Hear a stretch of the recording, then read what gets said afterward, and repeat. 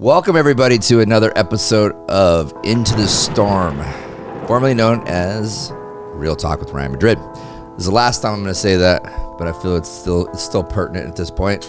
I always like to introduce my my team over here. So my nephew, Trey, over here, who does the podcast engineering, and then my sister, Trisha Madrid, who does the podcast production, and a lot of other things here at Bison Ventures. And today we have a special guest, a good friend of ours, even though that we're 24 years different and 23 years different in age. It doesn't seem like that. I don't know if that's a good thing or not. No, I think it's good. He is actually one of the agents I hang out with mostly. But we have our special friend here, Jerod Johnson from The Brokery. Yes, thank you for having me. Absolutely. Trey, throw on the old clap track. Nice. Thank you. Hey, everybody. Thanks, everybody. So Jerod's story is really cool, and this is probably going to be one of the best ones I think we've had as far as like a story behind like kind of how you got to where you are now. You are 24? 25 now. 25 now. So you're from Phoenix, and obviously he's a residential agent over at The Brokery. Been in the business, this is your third year. Yeah. Correct? Yep. Had tons of success, but and we'll get into the success and everything like that. But I think the story of kind of how you got here is really cool, and I think it's going to be something that's going to resonate with a lot of people, and they're going to find it's probably going to get you more deals, actually. Hopefully. So let's start without you having to get too deep, and it makes it like you're doing the whole, all the talking here. So I'm just going to do a little Cliff Notes version here, right? Yeah. So you grew up in South Phoenix. And went to school there and ended up going into, well, actually, I probably shouldn't even do that. I'm going to let you do that because it's like, it starts too early. Damn it. Okay. All right. So you grew up in South Phoenix. Where did you start going to school? So I was born in South Phoenix, and then I started going to school in St. Gregory's. So around third grade is when I ended up getting kicked out of St. Gregory's, and my mom ended up trying to find a new school for me, and she stumbled across Villa Montessori. And if you know the Montessori style, it's more like go outside and finish your work if you want to. The environment you want to create is whatever you want. And I was the mean mugging guy at the time. Where was that at? Villa Montessori. So Yeah. they had multiple locations. The one I was at was around Shea, Like 38th Street and Shea? Yeah, That's when you went exactly. to? Okay. So I started at that one, and So that was a trek, though. So that was a trek for your mom to get you to that location. 100%. Yeah, and kudos to her. It was the best decision I think she made, and I ended up doing. It was a great decision because that ultimately changed my life. So you were out on 7th Street and Baseline. Yeah. Right? And Yeah. so your mom had like the thought process of going, geez, I'm gonna try to make sure that my son or her kids basically have like the education that they should have. So I mean, to go all the way down to 38th Street and Shea's nuts. But that was like the after effect of what you already had done to cause yourself to get out of St. Gregory's. Yeah, So exactly. you were like a bad kid. I was. I definitely wasn't a model kid at the time. Mm-hmm. And my mom will tell you right now, it's just she's surprised as much as I am right now. But no, it was, I would have to wake up early, and we would get there early. So I would always be the first student there, because by the time she would have to get all the way back to work, she would have to drop me off at 5:30 so that she could make it to work on time. So I would always be the first kid there before the teachers get there or anything. And So you'd be like waiting outside? Yeah. Holy cow. Yeah, in the winters you got to get cozy, you got to get a jacket and just wait out there. But no, the commitment on both sides was amazing. Yeah, that's crazy. I have a quick question. Yeah. Do you think that part of the reason you were a quasi troublemaker is because you're so smart, you were bored? 'Cause that's common, right? I would say you're just it's your environment basically. So I just felt like I was in an environment where you don't really get goal setters in that environment. Like you really have no mentor, and that's one of the biggest things in my life is finding a mentor. and there was no mentors in that situation. So you just kind of fall victim to the environment, and that's kind of what the kids were doing at that school. And so I just joined the club. So like the kids that you were growing up with in the neighborhood, was it just other kids doing the same sort of stuff, just getting in trouble, kind of messing around and having no real guidance? Yeah, basically. I remember we used to do like third graders versus fourth graders and like the back side of the field where the teachers didn't really go and like things like that. So it's just 8 and 9 years old. Wow. Yeah, weird life, right? But no, it worked out. So that's what but it was definitely interesting. So okay, so you're at Montessori. Yeah, and so I went to Montessori, and it just was a different environment for me, so it took me a little bit of adjusting to finally make friends. And I found out, I remember we were in like a share circle, and I cracked a joke, and everybody started laughing, and I think that's when I decided, I was like, I'll be the class clown. I like this is fun. And I finally started making some friends. So that's when I made my friend Zach. And he ended up being my best friend, and his dad kind of took me in, and that's where we can go into his family kind of took me in and helped me get to where I'm at today.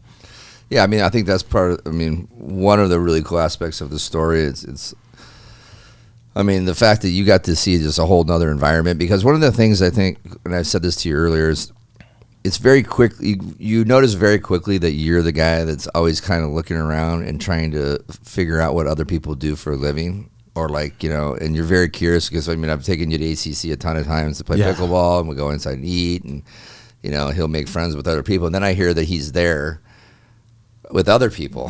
Yeah. He just ran into somebody when he went to the restroom. Yeah. Right? Exactly. So, right. So it's like, and even like riding in a golf cart with you, you asking me questions and stuff about, and it's not like you're like money focused and that's your whole thing. I think you're more like, you're driven to kind of succeed, and and you've been able to see other people. So you saw one side of the track, so to speak, and then all of a sudden now, you meet Zach, and then Zach invites you to their house. Yeah, and I think it's I think it's mostly knowledge based. I think people undervalue the true value of somebody that's done successful things in their life. Their knowledge is extremely valuable, and that's kind of what I've been able to do well, is kind of siphon off the knowledge and just listen. So that's why whenever we go somewhere and I ask, what does this person do for a living? It's more because I just want to know how they got there. Because if it's interesting enough, I'll try and mimic the steps, because most of the time somebody's done it. And so that's what happened with Zach. I remember we went to a school dance, and then after, he was having friends over, and so we went to his place. His dad drove us, and I remember pulling up to his house and seeing it, and I'd never seen a house this big, and that's where it kind of changed for me. I was like, I didn't know you could have a life like this. What do I need to do to have a life like that? And it kind of just went into, I would stay over there maybe once a weekend, and then it kind of turned into, I would stay more and more. His family started helping me. She would say, like, oh, this shirt is too big for Zach. I accidentally bought it too large. Would you like it? And so I'd get clothes, and they would pay for club basketball. She was a social worker, though, too, right? So she had that social worker heart. So exactly. She was like, oh, yeah, this, even though Zach's 100 pounds and you're not. Yeah, exactly. Oh, sure, that's weird. No, she was definitely nice about it. And so I'm forever grateful for that. But I would also take the opportunities. Like, his dad would wake up early and go hiking on the mountain, on Lookout Mountain right next to the neighborhood. And I would wake up early with him, because that type of time where you're taking an hour hiking and you get to talk to a successful person like that, the value is extremely intangible. So I would just wake up early, and he would notice that. And so I remember one time we would always go in the jacuzzi after a hike or something, and I would ask him, hey, why do you spend so much money on me? Because it's crazy that somebody would take you in and pay for basketball, pay for clothes and things like that when I was a stranger a year ago, things like that. And so I asked him, I said, why do you spend so much time and money on me? And he said, like any investment, you put money into something you think will be successful. And so that day changed it for me, because now I feel a responsibility to all the people that have been in my life that have helped me get to where I'm at. I feel a responsibility to not let their money go to waste. No. I just got choked up. I'm telling you, it's impactful. One of the other stories that I know you've told me before too, I think that was just super cool too, is like when you really started hanging out with Zach, and Zach was his basketball player, right? He was playing AAU, and you were hanging out. You weren't playing, but you would go to the practices and you go to the games and stuff. And then, they asked you because you would just be there, and they're like, "What's he doing here?" And then they're like, "Well, do you want to play?" And like you're like, "Yep." Next thing you know, now you're playing basketball, right? Yeah, it's exactly. Like they always included you in all the things. They always took you on the trips and stuff with them, so you got to see everything, experience everything. Yeah, no. And how did your mom feel about all that? Well, she obviously wanted to see more of me, so it was an interesting dynamic, just because it was tough to go to another family, and sometimes it might feel like, oh, that's now your new family. But I ultimately always explained to her, I said, you'll understand one day why I do this is because I learned things that just can't be taught in other places. So you'll understand one day. And I remember recently, we helped get her a place, and so I told her this is why I did all of that, because I learned things that helped me get to where I'm at now. And so it was kind of a sacrifice on both sides. Yeah. So how was her relationship with them? It was always cordial. Yeah. They are very nice. She's very nice to them. So it was always it would just be occasionally. Sometimes I might miss something because we went on a trip to Mexico or something like that, and that obviously has a toll on how she perceives it. Exactly. Yeah. So it wasn't always easy, but at the end of the day, I think we both realized it was best for me. Right. Well, she was already kind of setting you up for that by choosing to put you into school that was very far away from the house. And exactly. Yeah, she did an amazing job with setting me up in the right spots to where I could get the best out of the environment. So after I left St. Gregory's, I think that's what she did best. She got me, she introduced me to Brophy along with Zach, my buddy, and I ended up going to church. I was an altar boy for 5 years at All Saints because that would give me a better chance to get into Brophy. I took school more seriously because I think she did put it in me that Brophy was kind of, that's what will set you up for later in life, and it ultimately did. And the contacts and the friends you make there are intangible as well. Yeah, I think that's one of the misconceptions on some public school parents, where they're always like, what the hell would I want to pay that much sort of money for? It's more money than going to college, and half the kids go to U of A anyways, and ASU, and I have a lot of friends that have went there too, and you can definitely tell the kids that the network is just different, and that's what you're paying for, really. Exactly. You're paying for I think the optics from like everybody who's going to do something, right? Everybody's going to probably go off to do something, either college or something that's where they're going to be successful of some sort. A lot of times in public schools, some kids won't do anything at all. You kind of flail around. There's more opportunity. Exactly. No, it's amazing to see what some of the Brophy grads that I graduated with are doing today. They have success stories as well, and then a lot of them might go work for whatever their parents started. Yeah. And it's still, they're doing amazing. So it's something where you get to know people over their lifetime, where you just start these circles of successful people, and it all starts in high school. Yeah. So it's truly an amazing opportunity. I mean, it starts in elementary school nowadays too. I mean, I see, yeah, I know a specific family that was on like 48th Street that had to move from 48th Street to like 58th Street just so their kid could be in the right school district, and the kid's like 2. right? So like be the right, so they could go to Hopi or Ingleside instead of the other school, because then that would only allow them to get into Hopi, which would give them better chances of getting into. I mean, this is like the way, people are moving here. When they move here, like even Jeremy, they moved here. They specifically, Stu's their best friend. Yeah. He lives in North Scottsdale. They're like, nope, we're moving from San Francisco to Arcadia proper-ish, so our kids will go to Ingleside and Hopi. Yeah, no, it's all networking, and at the end of the day, that's what I owe all my success to, and it's a big thing in your career path, and I think schools are a big impact on that. So did you thrive?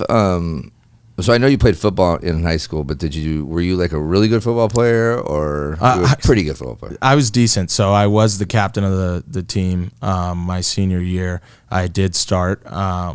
Ultimately, when I ended up going to college, I chose ASU. Mm-hmm. I walked on and I made the team. Ultimately, it didn't work out. I did not like it at all. I was there for like 2 months. But no, I was pretty decent, and it was very impactful. My coaches were good mentors. So it was very impactful in terms of my high school career. What position? There's another defensive line. Defensive line. Yeah. So another story that she probably doesn't know this, but so your coach, who I think was Brandon's coach too. Some way Brandon also, Biakowski, knew your coach.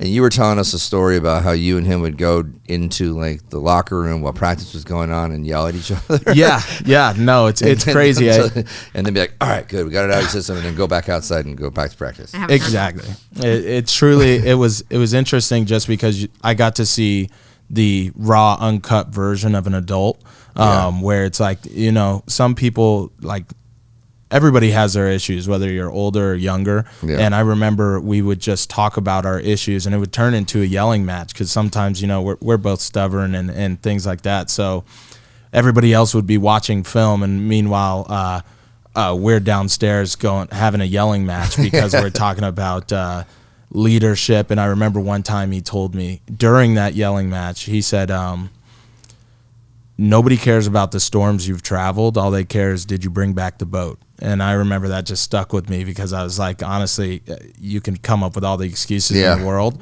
but all they care about is, did you bring back the boat? They don't care what it took to get there. And I've kind of taken that in my life and said, the story doesn't matter as much if you don't get there. So exactly. Well, that basically comes full circle with you, like trying to make sure that you're like, fulfilling the obligation, so to speak, of Zach's dad. What's his name? Mike San Roman. Yeah. So, and then you had another family that, we don't need to get into all the families, but you had a lot of people that you stayed with and helped you through, because, the stories about having to get on a bus and go, so early in the morning to go to football practice, getting up at 4:30 and having to, get on a bus and take you down to, during the summer times because you had freaking 6 o'clock practice. Yeah. That obviously you'd made an impression on enough people where they're like, everybody's inviting you to be hanging out and make your life easier, right? Yeah, exactly. So that one was, I had practice at 6 a.m. for high school football, and I would have to take the bus from South Phoenix at 7th Street and Baseline early in the morning, like 4:30, because it takes an hour to get there.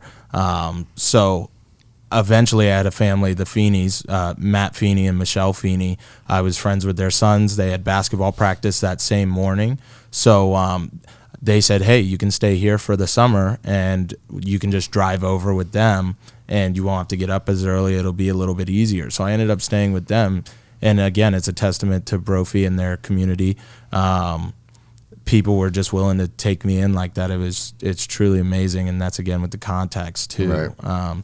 So is that the same family that adopted? Yeah, the other family. Yeah, so they ended up actually adopting one of my good friends to this day, Russ Begege. They took him in. He was basketball friends, and they kind of took care of him for most of his young adult life. And they actually brought over his whole family. They were refugees from the Congo, and they ended up getting their whole family over. So they're like truly mom, dad, that whole mom, dad, Jeez. All the kids. It's I'm talking like 10, 15 people that they ended up getting over, and they're still doing it to this day. So they're an amazing family. Yeah, it was. Shout out to Brophy. Yeah, no, I'm telling you, Brophy's community is great, and I would recommend it to anybody. I'm going to send my kids there. So it's truly amazing. Jerod, I have a question for you. Yeah, what's up? So as an adult, I would eat that up, right? You have a young person who seems eager and like motivated and interested in my life and what I have to teach, right? I mean, it is. I'm not saying that these people did it for like ego reasons, but it feels good as an adult to feel like you can help a young person. How did your friends, like the kids of those parents, how did they feel about it? Were they like, dude, stop kissing ass? Or were they kind of jealous because of the relationships you developed with their parents? Like, how was that dynamic? No, not at all. Most of them really, they get to hang out with their friend more and more. So it's just like that was kind of the dynamic, is they're happy to help. Obviously they were raised by the people that are willing to help, so they were raised in the similar manner. So they took pride in it as well. Exactly. And you they would were have just to, your friend. Yeah, they would just open up a cot and you would sleep in the same room. So they were very welcoming. I never had an issue. There was never an issue with. Those are mature teenagers. Yeah. Because a lot of kids probably wouldn't. Especially kids you would expect to say spoiled kids that are rich and, that they're, Yeah, and honestly, I don't think I would have been friends with them if they were like that. So no, they were great people. You probably would have been fine being like, all right, I'll go back home. Exactly. I'll rather take the bus than endure that. So no, they were great people and they never had a problem with it. If anything, they embraced it. So, all right, so when did you meet Sam? So you're at ASU. Did you meet Sam Levy when you were at ASU? I met Sam when I was at Brophy. We used to go to the Family Life Center, the North Baptist Church. They had a basketball court there, and we would play. He coached our team as well. So I met Sam probably around 14, 15, and over the course of my high school career, he would always be there. We would just play pickup, and then once he went to college, we kind of stopped talking, but then I saw him get into the real estate career. And as I graduated and got my real estate license, I kind of lingered over and I would still chat with him and say, nice listing. We would joke around and things like that. So eventually it turned into, I was at Keller Williams and he said, you should come over. And it took me a little while, but eventually I said yes. Well, not too long because it's on your third year. Exactly. Yeah. I was there for about a year, and I had a mentor. He was a great mentor, Eric Fox at Keller Williams. He took me in originally, and he taught me a lot about the business, but I was only working part-time, so that was the hard part about it, is who's going to let you deal with the biggest financial transaction of their life if you're not even committed to it full time. So were you still at so we didn't say this before, but you were working at a law firm in the accounting department.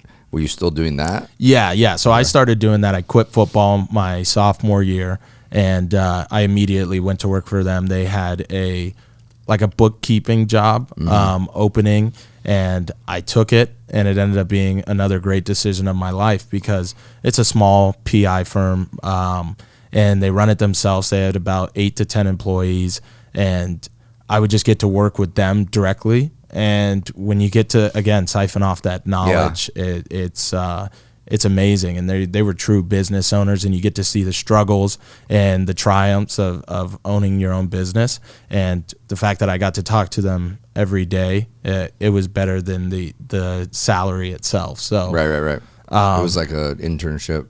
Exactly. So I worked with them for 4.5 years, even out of college. And it helped me learn a lot that I kind of put into my business today. So at what point did you decide to go full-time real estate then? I remember 4.5 years in, so I'm like a year and a half out of college, and I'm doing the 9 to 5 gig, kind of just roaming around, and it just didn't feel right. I had got my license just because I wanted to do maybe flipping on the side. Everybody starts that way. I want to do some make flips. $300,000 checks. Exactly, and you want to do it part time, and you want to exactly. So, I got my license because of that. But then shortly after, I just realized, you do one deal. Let's say you do like $1 million deal, you get 3%, 30,000, and I was just thinking like, all it takes is one to make what I would be making now. all it takes is one. Can I really spend 12 months and not get a single deal?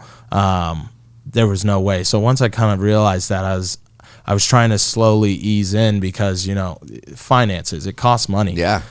So I was trying to ease in, and I maybe did $400,000 in production my first year, and you get like $8,000 off of that. And it just wasn't enough. So eventually I had about $5,000 in the bank account, and I said, it's time to take the leap. I'll move over to the brokery and I'll see what I can do. If I don't get a deal in 2 to 3 months and I truly feel like I'm bleeding my finances, then I'll leave. I always have a fallback. I have a college degree, and I have some contacts. I could probably get a decent job if I need to, but I ultimately just didn't want to work for somebody. Right. Yeah. So do you think that you didn't want to work for somebody based upon the fact that you knew everybody that you knew that was successful was an entrepreneur? Yeah. Yeah, for the most part, it was everybody that I knew to truly build wealth. Yes, everybody that I knew owned their own business, and that was the only way to make money. But also that, like, you would do something in your job, working for somebody else, and it would make them money. Yeah, and you just want to get to eat off that. Yeah, and so it kind of weighed on me when you would do something well, and you see how well it pays off, but you don't get to eat off that. That just didn't sit right with me. Yeah. I would much rather pull something off and you do something amazing in the real estate business, you get to eat off of it. So you directly feel the impact of your hard work, where when you're working with somebody, that's not always the case. So that's kind of why I just decided I want to decide how much money I can make based off how I work. Right. And that's ultimately what happened. So your first year at the brokery, you killed it, right? 17 million, right? 18.7. 18.7 million. Excuse me. So that's a huge year, especially for basically your first real year in the business. Oh yeah. So this goes back to what I think, like, how I choose to run my business, and choose to run this business. It goes back to your relationships, right? Yeah. So like your network. I mean, like it was just like another opportunity for someone that says, okay, now prove yourself, right? Exactly. You prove yourself once, and then that kind of like spiraled for you, right? So a lot of the deals you do and did do that year were people you knew. Yeah, 100%. And that's where I say I got extremely lucky with the network I was able to build prior. I had no clue that I was in the real estate industry 10 years ago, because these people that I met when I was 15, and they helped me in certain parts of my life, I had no clue I would make an impact on them, to where when I actually got into a professional career, they were fully ready to support me. Right. And these were successful people. So their home sales weren't small. Right. So they were multi-million-dollar homes. Exactly. So it ended up helping me with legitimizing my brand, because once people see that year, my biggest sale was a $5.7 million home. Yeah. When somebody sees you sell that type of home, it really legitimizes your brand when they're saying, okay, can he handle mine? Right. Most of the time it's not going to be that big. So it really helped me build my credibility in the industry, because people were more willing to reach out. So, Jerod, brand. What do you think? How would you articulate your brand? I think my brand is more availability. Most of my clients know, and now I'm to the point where I start getting referrals now, and it's an amazing feeling, because they just know that I'm working day and night to try and get your situation figured out, and then I'll also go the extra mile. A lot of the times you'll finish a sale. I'm still talking to clients that finished their sale 3 months ago, because there's still lingering things, whether it's do you think you could ask the owner how to work this, or things like that. It takes an extremely large amount of follow-up. So that's where I think I succeed the most, is kind of sticking with them throughout the entire process, and even after answering questions. I think I'm extremely available to my clients, and as I grow, it gets harder and harder. It does. I have a great story about this, actually. Yeah. And you're not gonna love this, but you might. So we're playing pickleball one day, And he's like distraught, comes in, he's late, and just like, he's like, I mean, I just got like basically like scolded because I told a client that I was going to the gym, and it was like 5:30, and that client basically said, you can't do that. Like you should always be available, or don't ever tell a client that you're going to the gym. Exactly. And I said, that's not true. I said, that's like 1% of the people, because I think that as long as you're answering your phone or getting back to people, they have to expect the fact that, first of all, that you're trying to stay healthy, because your mental and physical wellness is mostly, that's the most important thing, right? Yeah. And also, that's the normal things that people do. That's like saying you shouldn't eat dinner, right? You got to work out and stuff, but like you were so worried about it, and I get it though. Like I would have been too, but how do you feel about that now? That was probably a year ago. Yeah, I think most of it is that she was just trying to teach me a lesson on. It's all about the image you portray. Yeah. And even if you're at the gym, you don't tell them you're at the gym. You tell them you're in a meeting, and you'll give them a call later. There's no reason to tell them you're at the gym, just because it's not productive to what they would like. Yeah. And most people want to hear that. And you say maybe the 1%, but the 1% is usually my target audience. So it's like... No, I don't mean the income 1%, but she makes an extremely valid point, just saying something different. Yeah, exactly. So, I totally get it. And I do know that she was just like helping you. Yeah. Yeah, but I remember how much it affected you, because you were all like, I'm always available. But no. Then you got a little cocky and said, going to the gym. No, you're not. Yeah. You work exactly. for me right now. Yeah. No, that weighed on me that day. I don't remember playing well that day. You didn't play very good. No. You know what? Another thing I think would be so cool. I would love. I'm not saying it's ever going to happen, but I would love to have to interview the family that you lived with. You could. I'm sure they would love to do it too. Because I would love to hear their perspective of how, because it's pretty incredible that you had to have proven yourself so many times as a kid. I know you're still just a young guy that's just silly and does dumb shit like I do. But I'm 48. But to be able to roll into adult conversations, if nobody would ever know that you're only 25 years old, right? Yeah. You had to have done something multiple times along the way for people to go, okay, I'm 65 years old or whatever. I'm going to give a 24-year-old at the time, maybe 20, a $4 million opportunity right now, or not, listing for him to make $100 and some $1,000, because I don't think that anybody would have trusted me at that age to do that. I honestly really don't. And I don't know many people that were my friends that would have been able to get that opportunity. I know people struggle really, really, really hard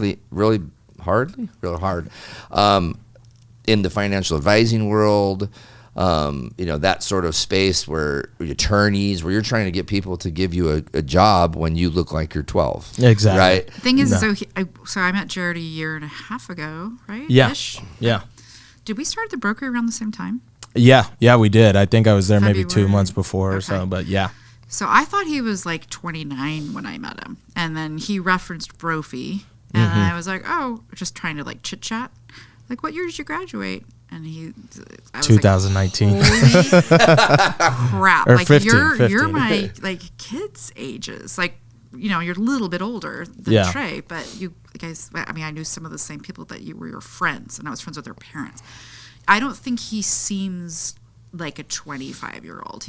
No, I don't know that, but there's a reason for that. Right. No, but he looks older. You speak very, very well. Thank you. Do you think your accounting background helped your credibility with those people who were older? Trusting you? I think what a lot of it is that, again, it was the circles that I got to run in, especially with Mike, my mentor. The people that he knew, all of his friends are successful business people as well. And when he owned a brokerage firm for pet products. So the people he would roll with, he was an entertainer. So we would always like I would be the bartender sometimes as a kid. And so you just learn the kind of the lingo of the grown people over time. And my friends always make fun of me because like if I go golfing or something, I have those phrases like, the well always runs dry, or like those phrases. The dad jokes? Exactly. So I'm a big dad joke guy. So I don't know. I just learned at a young age how to talk to more grown people, and you were able to hold conversations with adults and adult conversations as a teenager. Yeah, exactly. And I learned it at a young age, and it's ended up helping me out very well because it's just that's the way you learn from them. If they like to talk to you, and a lot of the times what people don't understand is that they like dropping gems of knowledge. They really do, and you just got to listen and as long as you can keep the conversation going, they'll talk to you for forever, and you just got to listen to it. So I got really lucky at a young age to be able to talk to multimillionaires and kind of figure out the lingo and how to keep a conversation going. Right. I think it's time for a rapid fire. Rapid fire. Let's do it. Let it go. Okay. What is one thing from your childhood that you still have today? One thing from my childhood. That's special to you. That's tough. Honestly, I cannot really think of anything. Did you keep any like old like trophies from when you were a kid, or jerseys, or? No, a funny thing is I keep my jerseys now for my kids. Like it's like I have all my old Brophy stuff, so that eventually I could hopefully give it to my kids. But no, I didn't really keep anything. Well, that's something. Yeah, exactly. Childhood, I guess. Your high school. Teenagehood. Yeah. I mean, you've asked that question before to somebody else, and I feel the same way. I really don't know. I think I remember having something that I think it was just because my mom put it in a box. Exactly. It's still my mom's closet. I don't have anything of that I kept that I can think of, but I think maybe girls do it more than boys do. I don't know. I have Nana's cookbook. Like that's my one thing. Well, I have that too. I have the one that she signed because when Mom died, I got like the original. I actually have one of those too. Oh, really? Mine says mine's like too. Who was a favorite? Mine says he was mine says to me. Right, I have one of those also, but I'm saying I have like this falling apart, the one that our mom. He was my mom's favorite as a younger person for sure. Yeah. I was definitely my dad's favorite. Nice. Yeah. And then it kind of flip-flopped, I'd say, as adults, because we found, like, I became more like my mom as I aged, and he, like, has basically, like, been rebirthed as my father. Nice. Good way to put it. He's just like our dad now, and I think I'm a lot like our mom. Yeah, I think my mom saved a lot of stuff from my childhood, and occasionally she'll send me pictures of, like, an old Easter bunny letter that my grandpa wrote or things like that. So she does cherish those, and I do too, but she ultimately is the keeper. So eventually she'll have to hand them off, and I'll keep good storage of them. All right. Throw another one out. One more at him. What is your favorite movie? I'll give you an easy one. It's probably The Blind Side. Yeah, it's shocker. It definitely doesn't correlate in terms of any of his story. It's just the humbling feeling of watching it and just seeing somebody go so far out of their way to take care of somebody that just they had no clue who he was, and then giving him an opportunity. I think it just relates to my life on that sense, but any of that story really doesn't match mine at all. It's just your mom wasn't a crack addict. No, not at all. Right. Not at all. The hardest working person I know. Oh yeah. I was like, Sandra Bullock wasn't a crack addict. Oh, his real mother. Yeah. I just rewatched that 2 weeks ago. I hadn't seen it for several years. I watched it with Paloma, my youngest. We must have cried more than not cried for the whole movie. Like, we couldn't stop. We just kept looking at each other, and we were like, oh my, it is one of my favorite movies. Yeah, it's truly an amazing story. And no, by far, my mom is nothing like that. She's the hardest working person I know. She put that in me at a young age, and it's helped me to get where I'm at as well. Yeah, that's awesome. It's funny because you don't. I mean, Michael Orr. Yeah. I mean, he had a good career in the NFL. I know.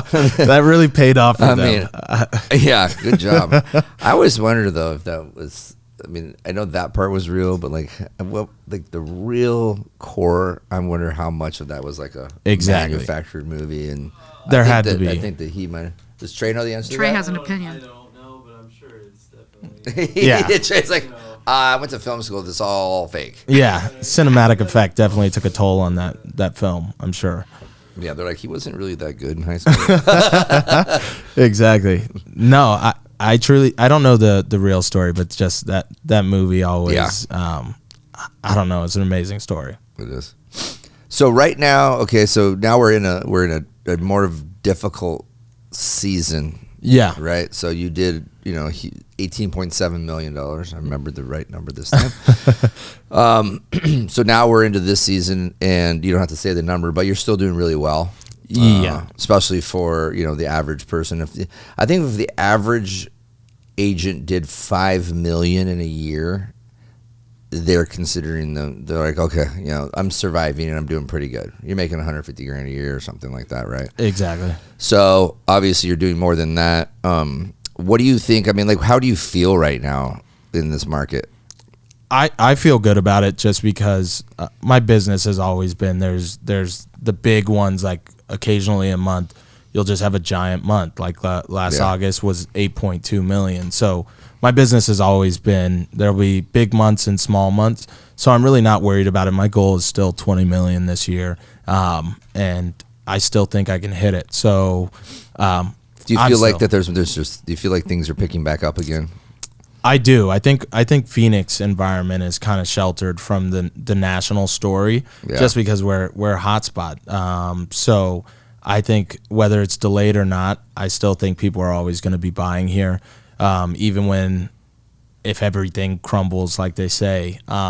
People move out of the places like California and New York because they're just too expensive. They're coming here. So I'm not worried about it.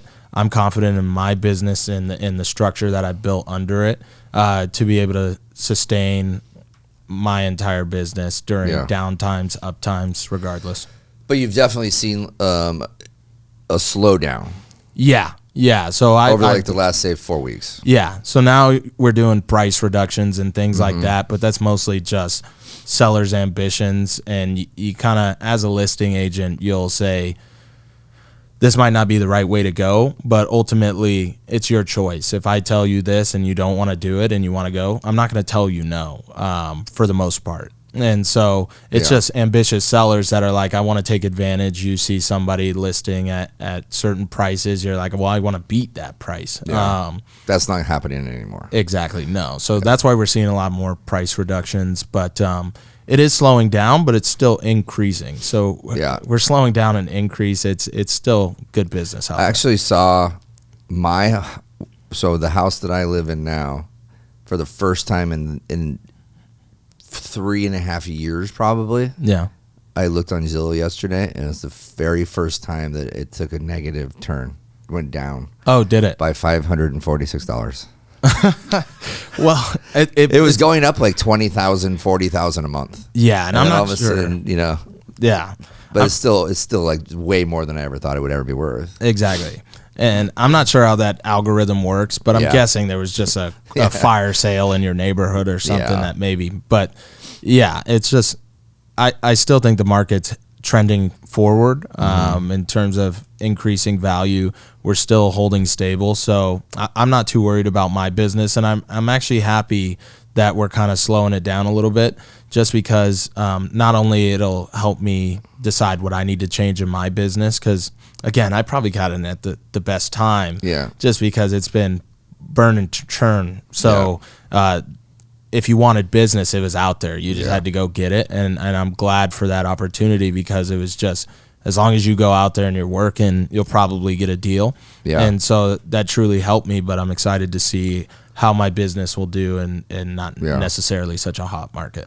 Well, you're going to grow now too, right? You're going to grow in just from business planning, all your systems and your processes, so to speak. How are you going to, instead of going into your phone and going back to 2018, which you do in text messages, you might actually have a plan set up for, making sure that you're staying in front of all those people that you knew and you grew up with. And but that plan still is a pretty good plan, though, right? Yeah. That's one thing he did say is going back and finding people through your old text message you haven't talked to in a long time, has this been, it wasn't like you were saying like, oh, I'm looking for them. It's like maybe they got lost in the shuffle and you're just like almost like, hey, just checking in on them, just to make sure that they don't feel like they live like left out or something.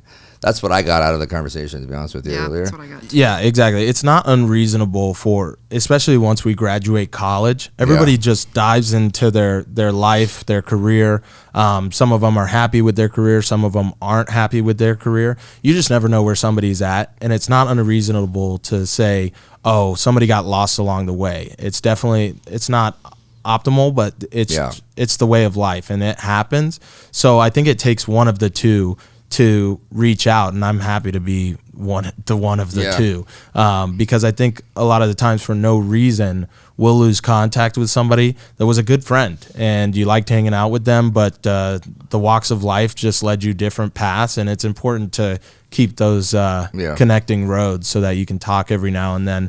And a lot of the times it'll turn into you just start talking more and more, and you remember how fun it was to hang out with them or bounce ideas off each other. So, and a lot of the times they could be in an industry that ends up helping you, and you learn from each other. Yeah, you become like partners. Exactly. Referral partners. So, Jerod, do you ever like creep up on everybody like social and see what's going on before you make those calls or those text messages to kind of like? I like it to be organic most of the time. Most of the time, it's just I'll look through, like I told you guys, I'll go through old texts from like 2019 when I graduated college, and I'll just say, who have I not talked to? Who did I used to talk to a lot? And I'll see people in there that you just haven't thought about it because you guys just ended up being separated. And I'll go back and I'll be like, I don't know why we stopped talking. And it's like, and so I'll reach out again and I'll be like, hey, how you doing? What are you doing these days? And then it just turns into, it's probably the same thing for them. They're like, I don't know how we ended up disconnecting, but I'm glad you reached out. And then you end up going and having coffee or going out for breakfast or something like that, and it just rekindles a relationship that you had. And I think in the real estate industry especially, it's very important to do that. Yeah. So getting back to social though, how does social media play into your marketing strategy? So I try to automate my business as much as possible, and social media is a big thing for me because a lot of my sphere is young as well. So all of my friends, they're young. You might not always get a deal out of one of my young friends, but what I've had happen is my Instagram is probably the most deal-generated social media. And I'll have my friends say, oh, my parents are looking for an investment, or my parents are looking to move, but they haven't found something. They're working with their friend that's a realtor, but they've been looking for 6 months. And they see something that I posted on my Instagram, and at the time, it's like those things left right when you posted, it already went under contract. And so I would say, no, I don't have this, but I can set you up on a search, or I know 2 off market. That actually happened in Arcadia. I said, I know 2 off market I could take you to tomorrow. And they were like, yeah, I'll bring my parents. They bring their parents. We go under contract in like 2 days off market. So it's not only that I can provide value to my friends, but I can also provide value to my friends' parents. And it's actually been extremely helpful that friends will reach out for their parents. And as long as you provide value, typically the parents are very open to doing a transaction with me. Again, which is not that normal. I mean, if you're going to be like, hey, cut the grass, I got a friend, but like, in that sort of deal, it's you clearly made an indelible mark on like the people. Were you like somebody? I know you were like the class clown for a long time, and all of a sudden you're now the captain of the football team, and then you're going to college. I mean, did you get to a point where you think that like, and don't feel uncomfortable by this question, that you were like almost like looked up to by like your peers? It's interesting. I tried to be there was a part probably in my senior year where my coaches kind of helped me step up, and it was no longer the class clown, but it was more, you have to be a likable leader. So that's what I tried to do, and it wasn't easy for me to become captain. I was the fourth picked one. It's not like I was the go-to guy. Yeah. It took a lot of work to get there, and I think ultimately they decided I was the right fit, and it was mostly through just work ethic on the field. And I completely changed my attitude. I remember, I don't even think I started my sophomore year at the beginning. And then towards the end, it's just, there was a click multiple times in my life. There just been clicks where I'm like, oh, I get it now. And you just got to go do it. And so that's kind of what happened. I decided I want to take a leadership role, and that's what's happened to me in my life. I like stepping into things that feel uncomfortable because I know I can adapt. Where do you see your, like, what do you want to do in the real estate business? Like, what's your next step? That's a good question, and that's what I'm trying to figure out now. Is ultimately everything takes capital, so you need money to be able to do those things. So I'm just trying to figure out what is fun for me, but also sustainable and can bring in actual revenue. So I think ultimately I want to get into development, and again, that takes a lot of money. So it's just building a brand and building a network that I know I need to focus on now, and it'll just help me a ton in the future. So I think it's development, or it'll just be portfolio driven, whatever it is. Yeah. I know I'm going to stick in real estate. Do you like have a vision of like bringing some people on underneath you, being a mentor, coaching, and then kind of you do your thing over here? Like the development side of things where you're still kind of running this whole deal? Is that like your thought process? Exactly. I've always had the vision of kind of guiding people and having a team. So this is kind of how I see it in my head is eventually I want to be in a hot market, a down market, see how you adapt. And then once I know I've got it, I want to create a team. Once you create a team, that team starts doing well. I know I can be a good leader in this industry. Then it's start your own brokerage. And then after starting your own brokerage, you can kind of lay back, and then the real estate market's yours, and the whole entire real estate industry, you can kind of jump around in it pretty easily once you get to that level. Yeah. So that's kind of my goal, is get to that level and then figure out what you want to do. So right now it's just kind of solidifying my business. You still got a lot of time. Yeah. I have a question that we've never asked before, or I've never asked. So this is a little bit gratuitous on my part, but what is it about us that, like, why are you our partner? Like, why do you choose to work with Ryan, myself, Stuart? Well, for me, it's mostly loyalty, because Ryan here, like, again, he said we probably hang out the most out of the agents in our office, at least.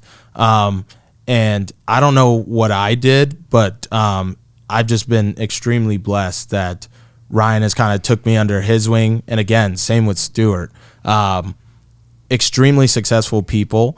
And as I came in, I was not the successful person yet. And you guys kind of took me in, and you've treated me the same all the way around. So I'm extremely loyal. If you've helped me when I was down, I want to stay with you when I'm up. And that's kind of why, not to mention the good service, but it's extremely loyal based for me.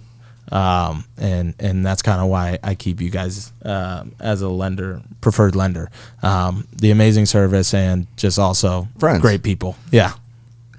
I think that it comes down to, and that's a good question, and we talk about this when we're thinking about, like, bringing people on. So sometimes it's like when you have employees or just partners or whatever, it's not always like, you don't always click with like the Uber producer, right? Yeah. Sometimes it's like you're just like, you like people for who they are, and you're going to have everybody's success is going to be however it is. I don't go and say, okay, I'm going to pick this guy or this girl and be like, they're going to be huge, I want to work with them. Yeah. It's more along the lines of, well, I want to be friends with that person. I want to work with people that I want to be friends with. hopefully that together we can make it work and make you better. No. But at the end of the day, it's more about just who do I want to spend my time with, and who do I think is going to be respectful of the people that work with us, not treat them like shit, not browbeat, not this is a hard business, like we're in this together, we're teammates basically at this point, right?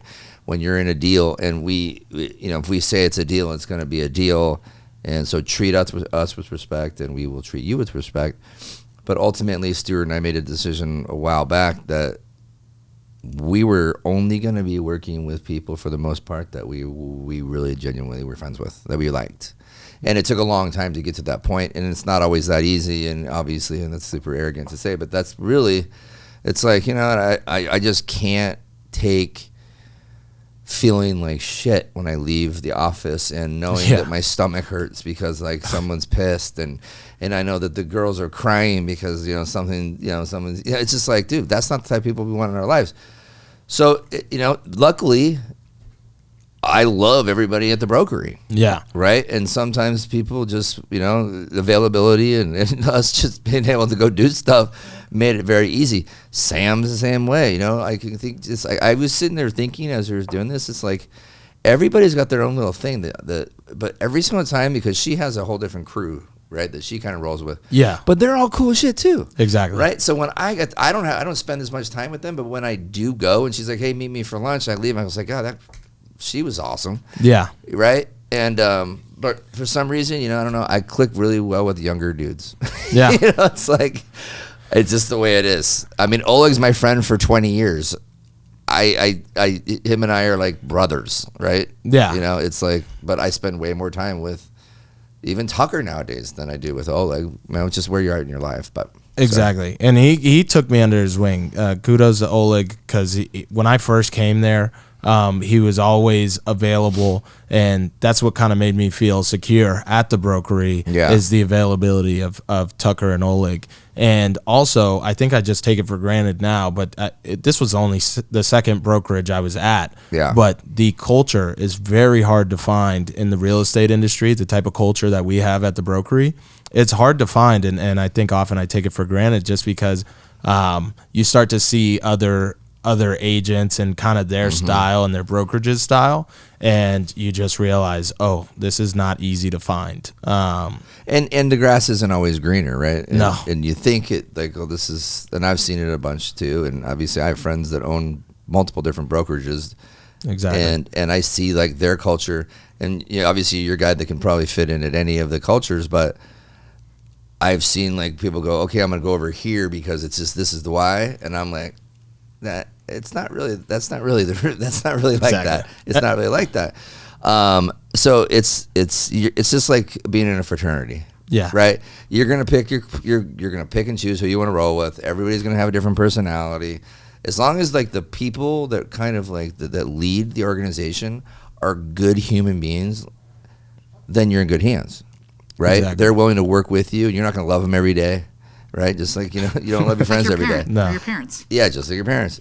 But at the end of the day, Oleg and Tucker are very good people, right? Yes, they're good human beings that mean well for them. So, and many of others, like the Northern Coast and the launches and then my home groups, at the end of the day, for the most part, everybody who kind of runs those things, they care about their people. Yeah. You just got lucky and kind of moved into a really good one real quick. Yeah. And, thanks, and I know they love it too. I mean, they're thanks, Sam Levy. Yeah. Yes, thanks, Sam Levy. He's selling my house right now. Is he? No. What's the thing? That's all my fault. I was like, let's ask for $1 billion. Oh, you're the ambitious seller. Jerod, what is like the? I'm the guy that you were talking about earlier. What's the most like revelatory thing that you learned from Sam that you didn't know going into the brokery?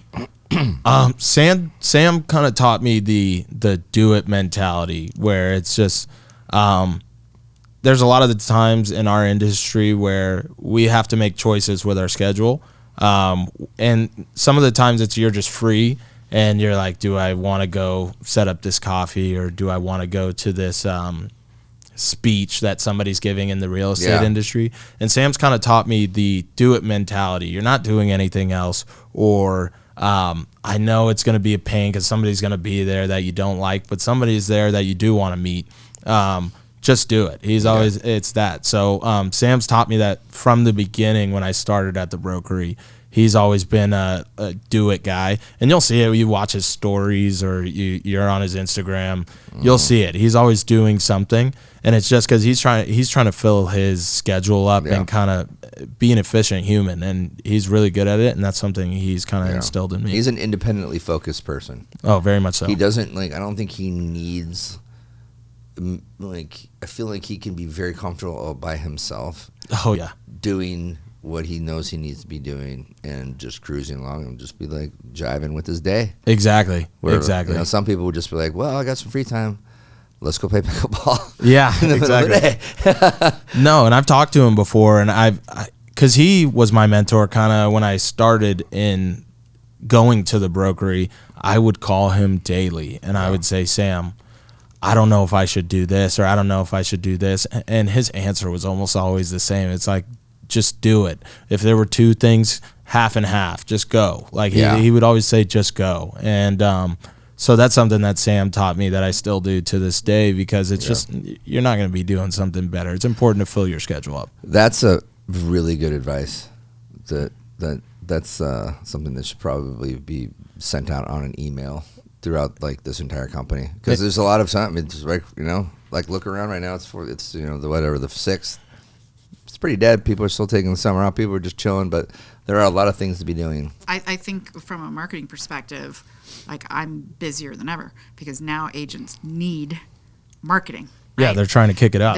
They've been basically neglecting that, and now they have no choice. Or either that they're going to fail if they don't, right? So I'm busier than I was 6 months ago in terms of genuine need, not hanging out. Yeah. Or just helping with social media content, but it's strategy now is something that people are coming to me for. So it's awesome, but I'm always busy. Yeah, that's the plague that runs through the real estate industry is you have so much free time that it can just eat at your time. You're just I have 2 meetings today, one at 10 and one at 4.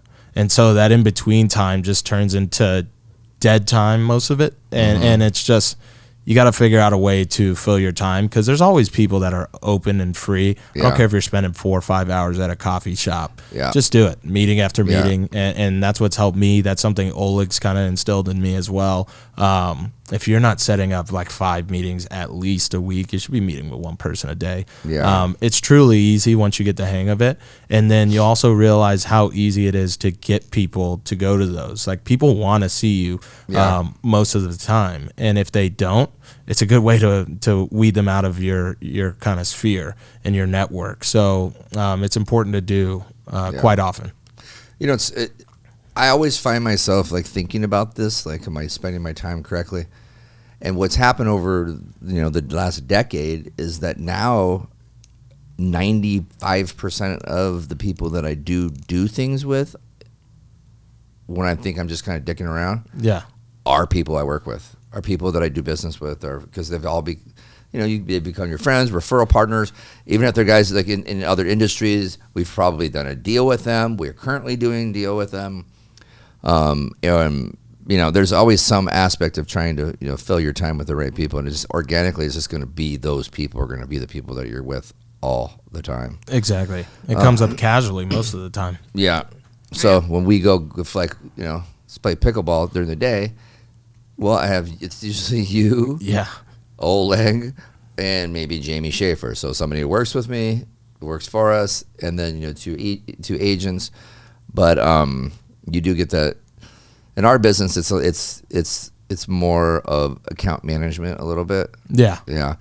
That was the last thing I'm going to say before we wrap this up, because I know we're running out of time. But we were at a meeting with another brokerage, and one of the things that got brought up was, how do we do, one of the other lender partners for theirs asked, how can you guys do a better job of not pushing us on the brokerage, but more along the lines of saying, hey, these are our partners. Yeah. And this is why they're our partners. And, this is the value they bring. And it's tough sometimes for I think a broker to be to do that without feeling like, all right, well, I'm fucking browbeating with this guy and Ryan. Use Ryan. Well, there's two other lenders besides ourselves, and I always say that Oleg and Tucker are really good about this. It's like they have definitely done a good job of like the doctor-patient sort of deal, right? Or the mother-father, or however, or father-child, or whatever. Just like Trisha was saying, she spends a lot of time over there, like a lot. It's tough to say anybody here. I know that does what she does, from like a business development / loan officer sort of role, that spends more time at a brokerage and does more things for like from like a helping with marketing and just advice and spending time. And Oleg and Tucker do a good job of recognizing that, but obviously she does a really good job of making sure that those people, they're just going to want to anyways, right? Exactly. And if they don't, then you really have to go, okay, like, why not? Like, what's the situation? And that's where it comes into are you spending too much time doing the wrong things? In your business, it's the same thing. It's like, you can go all these meetings, you can do all this stuff, but if you're not, at the end of the day, you have families and you have to, feed yourself. And like you said, if you want to do other things, you have to make money. I'm just kudos to Oleg and Tucker, because I did bring them up in another meeting about the fact that they do that. And I know if I go to Oleg, I'd be like, hey, dude, we're not really getting too many deals. Next Tuesday, he'll stand up and be like, why aren't you guys sending in enough deals over to he will. those guys? I've seen him. Yeah, he's done it. Yeah, he's not afraid to Tucker too. Tucker's been both of them. They're all so super loyal, and we're blessed to actually to be in them. They've been my Sam Levy. Yeah. Right? I mean, they were the very first people I worked with right from the beginning, first partners. They've never wavered from me, and they've been in my business for the entire time. We've kind of grown together, so. I was talking to Oleg on the way here, and we just missed each other at the office. So I'm like, hey, you turned around. I didn't get the chance to talk to you. I'm having, Jerod's on the podcast today. And, he was just chit-chatting about, I asked, well, what are things about Jerod that are special or unique or things that we should talk about? And he said the ability to form legitimate, meaningful relationships and nurturing them over time. Like, in your case, you're only 25, and some of these relationships are over 10 years old, right? Exactly. So networking, he said, number one, mentorship. Big thing for me. Number two, and the third thing he said was, and he was talking about you and your colleagues at the brokery, but the importance that they place on loyalty and how thankfully a lot of you have embraced that is, he's very proud of that. So to piggyback on what you just said, Ryan, he's like absolutely, he's flat out told me, if there are some agents that you are not, maybe ever going to get business from, like, stop providing service, because I help everybody. Yeah, and you should. Yeah. I help everybody. Yeah. And Oleg's like, are you sure that's the smart thing to do? And Tucker's flat out said, oh, yeah, like, you can stop working with them, you know? No, I think you should fully nurture the relationships that'll help you grow together. They're reciprocal. Exactly. Exactly. Yeah. And, like, maybe like you felt when you first got over the brokery. I'll speak for myself. When I got there, I wanted everybody to like me. I wanted to make Ryan proud. I wanted Stuart to be, happy with his decision to put me there. And now I'm at the point where I am genuinely not enthusiastic about working with people who are never going to send us deals. And that was hard for me to get there. But loyalty can only go so far. Yeah, right? No, that's how it should be. I completely agree. It's just it turns into a toxic relationship if only one side's providing in almost everything. So, no, I agree. All right, so just to wrap things up here then, I like to just do a little shameless plug. Let's hear it. So right now we are hiring. Okay. And then this is going to come up, and I want this to be an important part of this, Trey. And like I said before, we're looking for the right people. We're coming up at the end of so almost coming up on our third month. So we started on the 7th, right, of March. So, yeah. So we're now just a little bit over 3 months, sorry. And we're finally, I think we're at the point now where we've got our systems in place. You know, starting this business has been incredibly awesome, and we've learned so much, and it's been challenging. And so we're now at the point now where we're like, all right, we learned all these things that we didn't even know that we needed to know. Yeah. And we got really lucky by having a really good group join us right from the beginning. They've kind of grown with us, and it probably couldn't have been better people. They're amazing. They basically made us take them because we're like, no, just one more month. They're like, no, we don't want to do that. So with that being said, you know, we are preferred lenders at my home group, and preferred lender at the brokery, and soon to be a preferred lender at another nice, great brokerage in town. And you know, we have 21 people, and we're doing really well. We've always been a successful team. So going back to what we were talking about before, we're looking for the right people to come over here. People that they have the opportunity to be a little bit more nimble here because we are small, but we're backed by a big giant correspondent bank that did $7.5 billion last year. So, but we have the ability to kind of maneuver how we want to and provide different opportunities for somebody. So if somebody is you know, they're ready, they've done enough business and they feel like they want to look at having their own P&L now, that's an opportunity for them to come over here, and we can help them, guide them into that. If you want to just run your team, or you're at that point where, you know what, I'm really kind of over going out and being the rainmaker and then coming home and doing the deals at night and answering my phone and having to do every single step from contract to close, and it's killing you and you don't have an assistant. You know, we have that opportunity too. You can send it on through to our team of, you know, PhD level, you know, of support operations. So that's a great opportunity. Or if you're also just somebody that's just ready to, like, you know, be consistent and do everything from start to finish yourself and do, you know, 20 million a year or whatever, 15 to 20 million a year, that's also an opportunity. So what I'm saying, there's plenty of opportunities for the right people to come join a really cool cultured brand, so to speak. And you know, this is what I'm the most proud of. We haven't lost anybody. Like, nobody's left us in 6 years. Wow. Good attention. I've never worked anywhere else in the mortgage business besides in this family of companies, so to speak. Stuart's been here since day one of this company. It's been 15 years. Everybody's bouncing to go take these huge checks everywhere. Well, you don't think that, you know, we did $320 million in business last year as a team, so to speak. And you know, we had plenty of opportunities for all that stuff. And goes back to, like, the loyalty of, like, our friendship and who we want to roll with on a day-to-day basis, feeling good about ourselves. And dude, when you come to work and you have your friends there to support you, and dude, like, during the tough times too, it's nothing. And most people will never experience that. Like, we say this all the time. Again, we brawl too, by the way. You know? Exactly. You know? But people will never really understand, I think, the experience that we've been able to provide here. And that Jay and Keith have provided for us. So when people are like, why don't you guys go over here? Why don't you look? I can't believe you're leaving this money on the table. We're like, dude, we do just fine. Yeah. And guess what? We like who we roll with, and we make all the decisions we want to make for ourselves.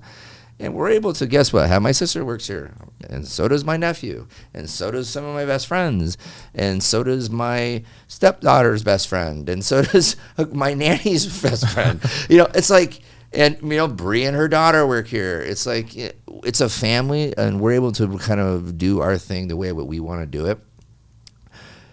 So, well, I want to say congrats, and I also can attest to, you guys have the most efficient system. You can tell Stuart's been in it for 15 years because it's just refined by now. And so kudos to you guys. I can attest that the system is flawless. Yeah, I appreciate that, and that is Stu. It was a 56-point system legitimately, and now it's like 97. But he is definitely. If you don't have a system, you should definitely sit down and have at least a conversation with us, because even from like a consulting standpoint, because we are really, really, really efficient at what we do.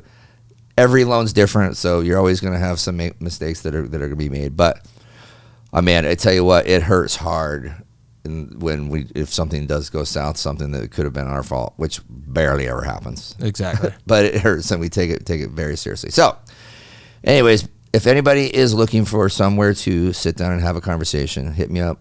Social media. You can find me on Instagram and Facebook. You can hit us up through Into the Storm, but you can also do it on my personal and LinkedIn, because I can see your point over there. No, I was actually, you can also have them contact us on the website, right? You have an actual profile on our website that we spend a lot of time and money on. Send people there. But if you want to come in and have a conversation, if you want to like hit me up and DM me or, you know, private message me, as I was saying on Facebook. A PM. A PM. That's what I was trying to say. Or through LinkedIn. You know, we get hit up so much on LinkedIn. It's out of control when it comes from like recruiting standpoint. So that's a tough one. But anyways, the point is most everybody knows who I am and how to get a hold of me. But we would love to start having conversations, and we are just now starting to have conversations. And this is the perfect time to have conversation. But I think that along the lines similar to the recruiting of other loan officers, if there are any agents out there that are now desperate and looking for somebody who can help them grow their business, that's another thing. They can definitely hit me up or you or whatever. Yep. But I think that's another unique thing. And Jerod, you can tell me if I'm wrong. Maybe I'm delusional, but the investment that we make in terms of time and energy and just honestly dedication to supporting our agents, I'd have a hard time thinking there are many other companies that do it at that level. I would agree. Yeah. So we're happy to talk to any agents out there. Yes, who are that needing is partners. for sure. So we'll probably have to cut this up a little bit, Trey. Maybe that was like the most How long is this? commercial. I think I'm gonna maybe put this on like Netflix or something because I felt so good about it, passionate. It was fun. Anyways, so thanks again, Jerod. Appreciate you coming on, man. This was a really good one. Thank you, Trey, for sitting over there quietly. But I know things are all sinking in over there. He listens because when he wants to, he perks up and goes, mm-hmm. Well, Trey's a genius in his own mind, right? So he has his own like special talents that he's just still trying to figure out, how to get away from helping his Nino out doing the podcasts. No, this is an amazing setup, honestly. Yeah. And thank you to Jay and Keith of VIP Mortgage for allowing us to have the studio here. We appreciate that, and obviously Bison Ventures, and also for sponsoring this as well. We really appreciate that, and thanks to all our partners. Check us out again. It's on YouTube, Into the Storm. Like and subscribe. Please share. We need people to like and subscribe so we can get some more views. Yep. And and on all the social media platforms as we grow, we're almost hitting 50 here. I think Trey said we're at 48, but well, this is episode 8 of Into the Storm, and we did 41 Real Talk, right? Oh, yeah. Let's be sure about that. Nice, because that means the next one's going to be a big one. That's what gonna be it a big one. is the first episodes 1 and 2 were the ones from that first run. Right. I guess we've done 38 Real Talk and then 8 now into the storm. So we're getting closer. Nice, so very we're going to nice. have a 50 party. Yeah. Once we get, it's not going to be a big party, but we'll maybe celebrate a little bit. So we're getting close, and I think that we've done more than most people do. Most people quit after 7. Is that right? Yep. Is that the stat? Yeah, that's the stat. I was at a mastermind last week, and it was something like only 1% of podcasters get beyond 50, and something like 90% go away after 2. Wow. So I don't know. I could be off on the numbers, but not much. The point is, people get excited about a podcast, and then they realize how much work goes into it, and they don't have time, or they lose interest, and they fall away quickly. So. Well, congrats on the consistency. Well, we're consistently inconsistent, but we are more consistent than most people are. It's not that easy at the end of the day to try to find the right people to have a good conversation with, and they don't always go this smooth, but they're They're getting good. They're Nice. getting good. This is a really good one, though. I'm going to say goodbye, and thank you for everybody that listens, and we really appreciate it. Thanks, Trey. Thanks, Trish. Thanks, Jerod. Thank you for having me. Boom. So one other thing I want to talk about is we do have this podcast room. We've had some interest lately from other people, whether they're realtors or even lenders or title, just in other industries about using this space. And we do have this available. It's just not every day, obviously, but we do have this available to be used. Trey will be the podcast engineer, so to speak. But we do want to just make this available to our friends and our family and to our partners and stuff. And it's a great space. It should be used way more often than it is. So we would love to open it up to the right people. So we're basically going to let people interview if they want to use it. And if it's the right opportunity and then the timing's right, then we will, we'll work something out. So I want to throw that out there because